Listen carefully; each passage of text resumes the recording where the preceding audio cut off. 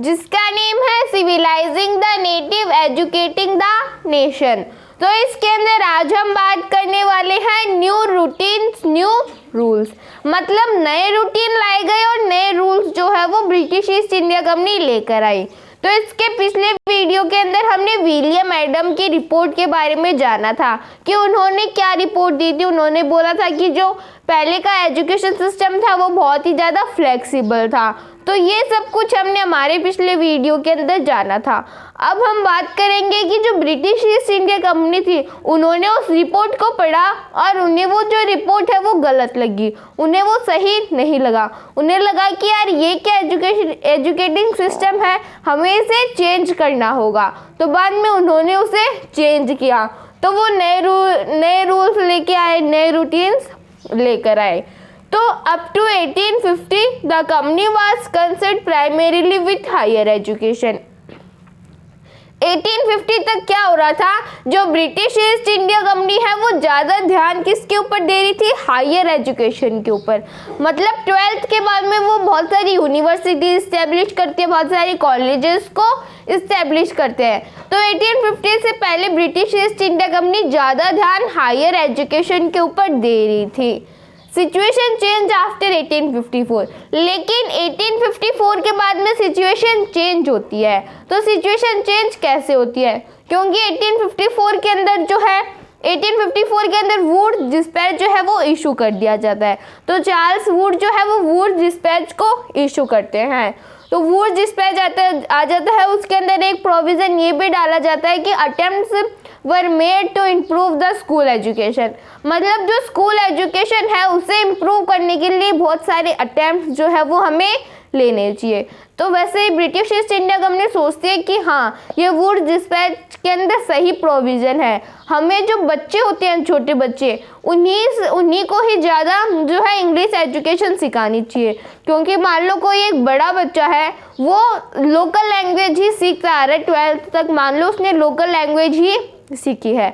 अब अगर मान लो 12th के बाद में हम उसे इंग्लिश एजुकेशन सिखाने लगेंगे तो उसे बहुत ज़्यादा जोर आएगा। तो हम ऐसे काम करते हैं कि जो छोटे बच्चे होते हैं तो हम रूट्स को छोटे बच्चों को ही एजुकेशन जो है वो इंग्लिश के अंदर देना स्टार्ट कर देते हैं, ताकि बाद में आगे फ्यूचर के अंदर हमें जोड़ना है, जब वो हायर एजुकेशन को करना चाहे तो उसे जोड़ना है। तो बाद में ब्रिटिश ईस्ट इंडिया कंपनी ने सोचा कि हमें जो है प्राइमरी जो स्कूल्स होते हैं उनके अंदर भी इंग्लिश के अंदर टीच करना चाहिए। The company decided to improve the system of vernacular education.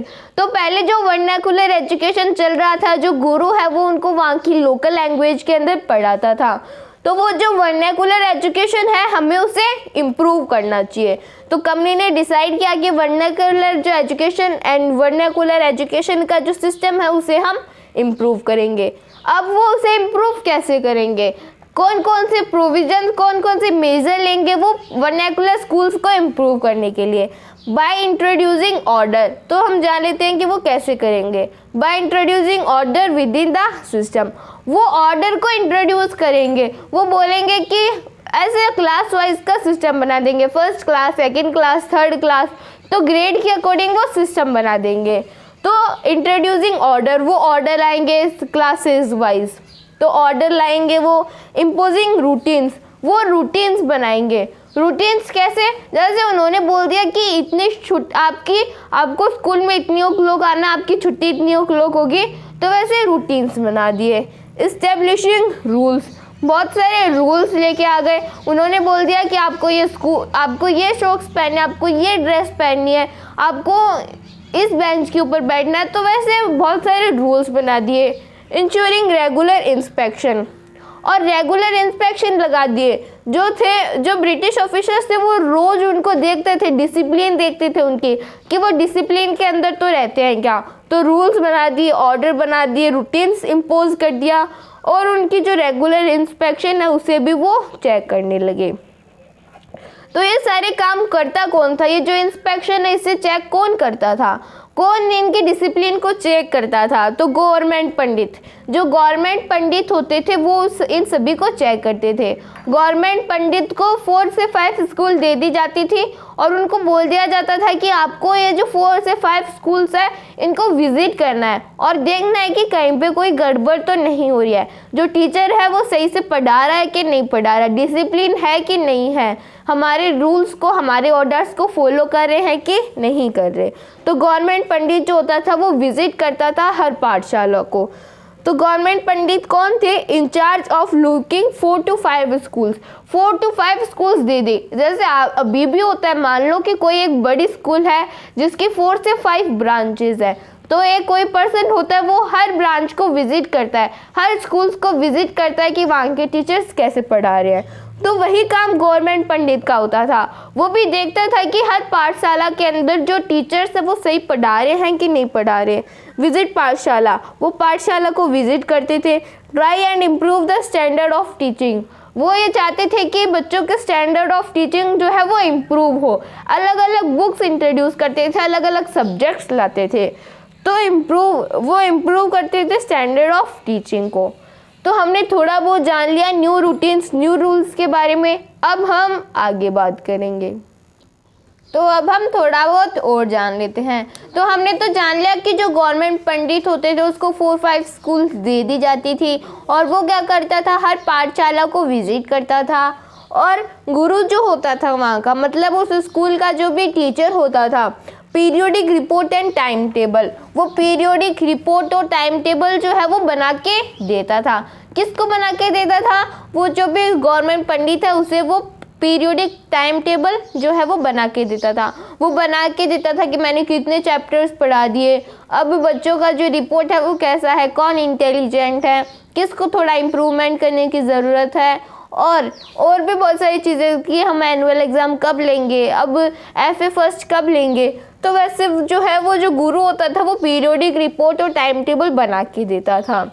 System of annual examination, और एनुअल एग्जामिनेशन का सिस्टम भी आ गया।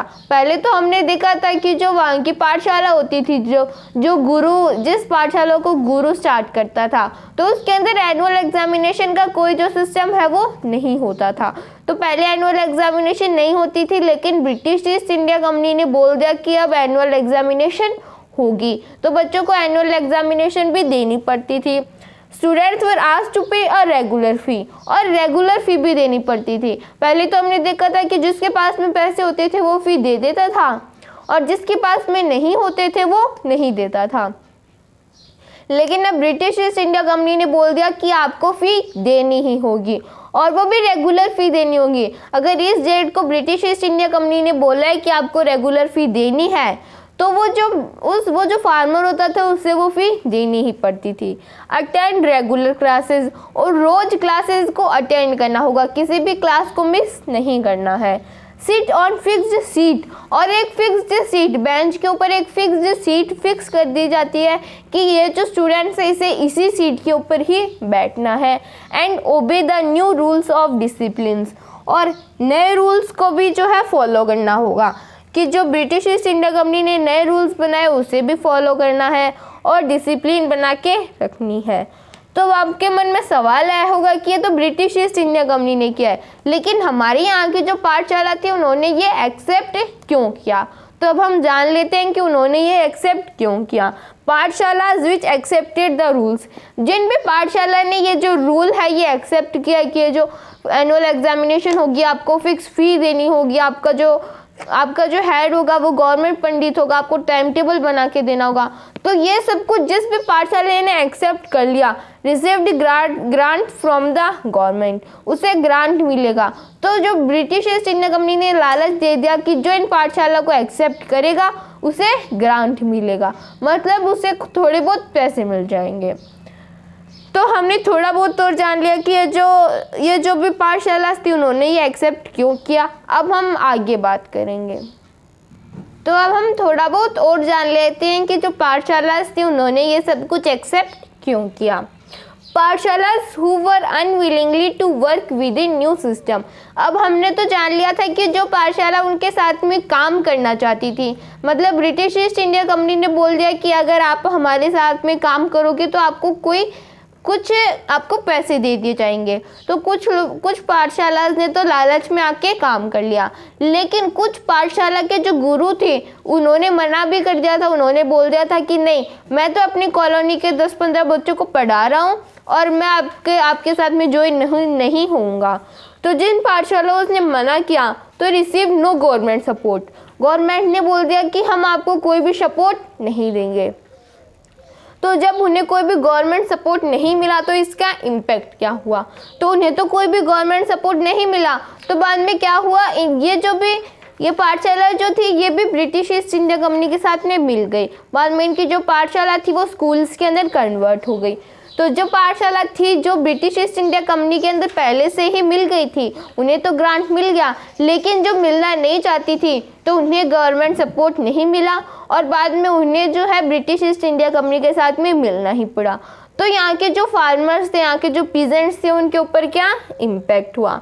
तो ये जो न्यू सिस्टम था डिमांड रेगुलर फ़ी, ये रेगुलर फ़ी की डिमांड करता था। अगर मान लो किसी टाइम पे किसी भी पीजेंट्स के पास में पैसे ना हो तो वो बेचारा कैसे देगा, तो उसके बच्चों को स्कूल से निकाल देते थे।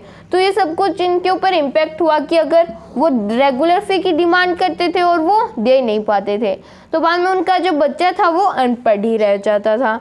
रेगुलर अटेंडेंस भी लिया करते थे। अगर मान लो पहले तो हमने देखा था कि कोई अटेंडेंस नहीं होती थी, लेकिन यहाँ पे रेगुलर अटेंडेंस होगी।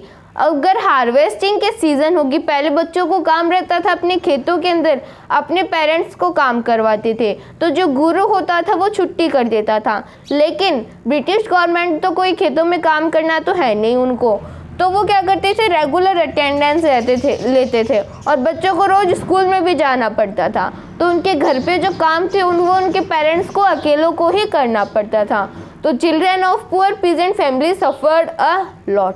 जो भी पुअर बच्चे थे, जो पुअर फैमिली से बिलोंग करते थे जो स्टूडेंट्स, उन्हें बहुत ज़्यादा सफ़र करना पड़ा। तो ये सारे इम्पैक्ट रहे कि जो पुअर चिल्ड्रंस थे, जो पुअर फैमिली से बिलोंग करते थे चिल्ड्रन, उन्हें बहुत ज़्यादा सफ़र करना पड़ा। उन्हें रेगुलर फ़ी देनी पड़ती थी पेरेंट्स को और उन बच्चों को रेगुलर स्कूल जाना पड़ता था क्योंकि वहाँ पे अटेंडेंस लगती थी। तो अब आपके मन में सवाल आया होगा कि ये तो हमने ब्रिटिश ईस्ट इंडिया कंपनी के बारे में जाना, लेकिन उस समय पे हमारे जो इंडिया के इंडियन लीडर्स थे वो क्या कर रहे थे। तो इसके नेक्स्ट वीडियो के अंदर हम जानेंगे the agenda for national education. If anybody have any type of doubt, any type of query, then please mention in the comments below. Thank you so much.